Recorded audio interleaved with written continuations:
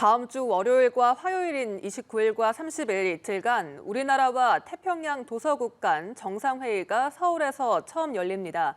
이 회의에는 18개 태평양 도서국 포럼 회원국 정상들이 대거 참석하게 되는데요. 네, 윤석열 대통령은 첫날 회의를 주재하며 한국과 태평양 도서국 간 협력 현황을 점검하고 미래 협력 방안을 논의합니다. 자세한 내용과 이번 회의의 의미는 최영삼 외교부 차관보 모시고 들어보도록 하겠습니다. 어서 오십시오. 어서 오십시오. 네, 안녕하세요. 네, 태평양 도서국 포럼 18개 국가와 사무총장이 초대가 됐습니다. 구체적으로 어떤 회의이고 또 이렇게 열리는 이유가 무엇인지까지 설명을 해주시죠. 네, 태평양 도서국 포럼이라고요. 일반적으로 저희가 태평양 도서국이라고 하면 사모아라든가 피지, PNG처럼 남태평양에 위치한 14개의 독립국가를 얘기하고요. 네. 거기에 두 가지, 뉴칼레도니아하고 프렌치 폴리네시아라고 해서 프랑스 자치령 2개까지 해서 16국가를 의미합니다. 거기에다가 그 주변에 위치한 호주와 뉴질랜드까지 18개 국가가 참여하는 태평양 도서국 포럼이 있습니다. 그 태평양 도서국 포럼 전체를 초청하는 것이고요. 이 정상급 인사분들이 대부분 오시는 것으로 알고 있습니다.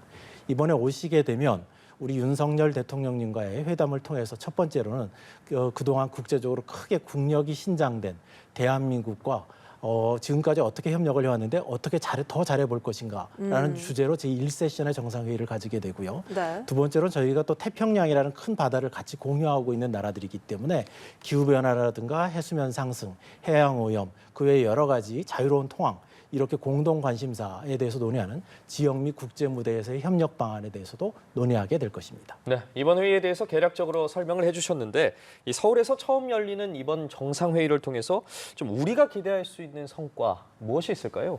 네, 첫 번째로는 우리가 바로 이제는 한반도라든가 동북아라든가 이렇게 좁은 지역에 한정된 외교를 하는 나라가 아니라 인도 태평양 전체를 상대로 해서 주도적이고 책임 있는 역할을 할 수 있는 이 지역의 주요 국가라는 것을 전 세계에 과시하는 것입니다. 두 번째로는 작년 연말에 우리 신정부에서 인도 태평양 전략이라는 걸 발표를 했는데요. 이번에 구체적인 첫 걸음으로서 태평양 도서국들과 이렇게 집단적인 회의를 하게 됩니다. 즉, 만약에 이런 것들을 하지 않았으면 인도 태평양 전략이라는 것은 어떤 철학 내지 방향성에 그칠 수 있었을 텐데 이것을 통해서 이제 정말로 책임감 있게 일을 하는구나 라는 것을 보여줄 수 있는 그런 계기가 될 수 있다라고 생각을 하고요. 네. 그 외에 물론 실질적인 어떤 거둘 수 있는 성과들도 굉장히 많습니다. 아시겠지만 우리 국민들께서 드시는 참치, 잡는 참치의 90%가 바로 이 지역에서 잡히거든요. 그래서 순조로운 어업 협력이 굉장히 필요한데 네. 만약에 그렇게 제대로 순조롭지 않다면 저희가 먹는 참치값이 굉장히 올라가겠죠. 또 이 지역은 또 이렇게 저희가 독자적인 어떤 탐사권을 가지고 있는 해저 지역 단계들이 많이 있습니다. 거기에는 금, 은, 동, 구리, 아연 이런 것들이 굉장히 풍부한데 아마 돌반지 값도 많이 올라가게 될 겁니다. 그래서 이분들하고 협력을 잘하는 것이 굉장히 중요합니다. 네.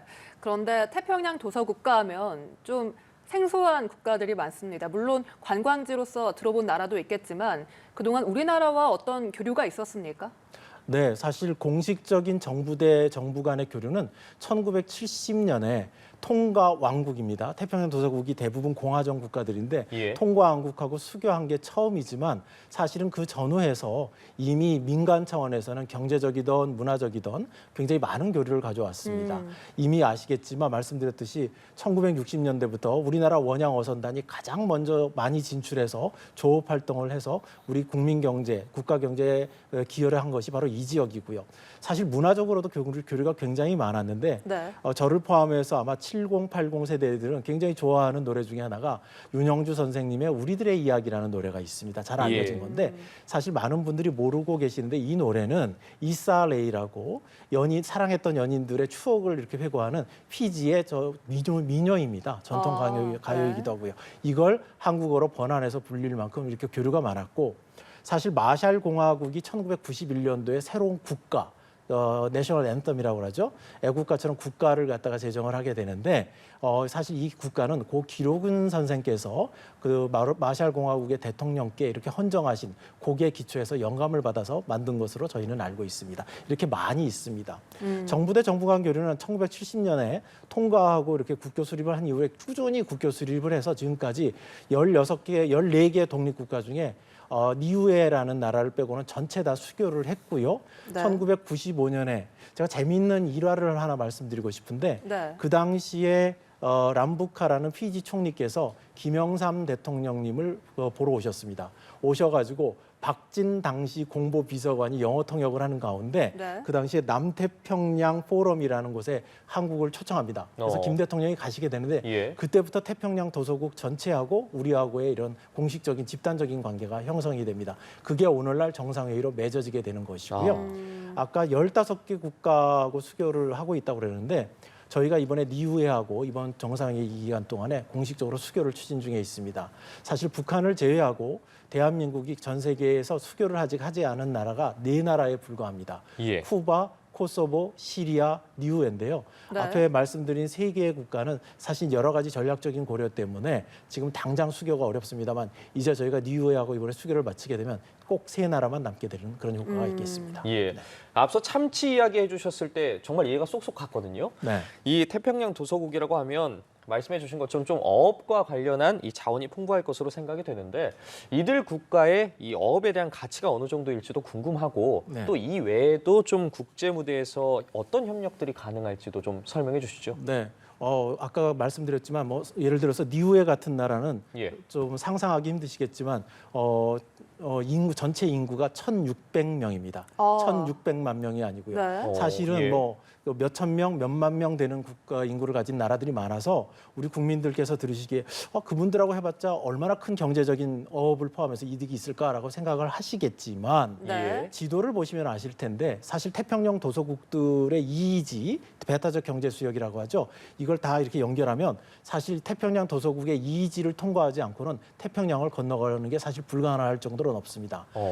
숫자로는 4천만 제곱킬로가 조금 넘는데 그게 어느 정도 사이즈냐면 우리가 세계에서 큰 나라라고 하면 미국, 캐나다, 중국 이렇게 따질 수 있는데 실질적으로 보면 이 태평양 도서국들의 이의지를 다 말씀드리면 네. 미국, 캐나다, 중국뿐만 아니라 거기에 유럽 전체의 토지 면적 영토를 다 합쳐도 태평양 도서국의 이의지만 못합니다. 그거보다 작습니다. 그렇기 때문에 굉장히 어족 자원이 많고 아까 말씀드렸다시피 피지라든가 톤가, 파푸아뉴기니, 솔로몬 제도 이런 부근에는 해저 열수 광산이라고 그래가지고요. 네. 그쪽에는 망간 단계라든가 여러 가지 좋은 굉장히 희소 금속들이 귀한 금속들이 많이 매장되어 있습니다. 예. 저희들이 이걸 지금 탐사하고 있고요. 함께 개발하기 위한 노력들도 많이 하고 있습니다.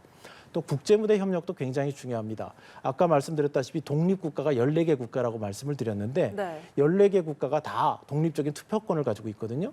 이게 어느 정도 숫자냐면 유엔에서 지역별 그룹을 지어가지고 투표를 행사하게 되는데 우리 안보리 안전보장 이상의 비상임 이사국 진출 같은 아태 지역 그룹 다 합해봤자 한 60여 개 정도 국가거든요. 4분의 1이 이분들입니다.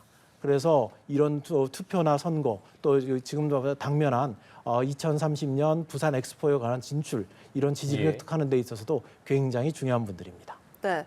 이 태평양 도서 국가들이 기후변화 위기로 인해서 해수면 상승으로 좀 심각한 곳들이 많잖아요. 실제로 피해가 어느 정도입니까? 굉장히 심각합니다.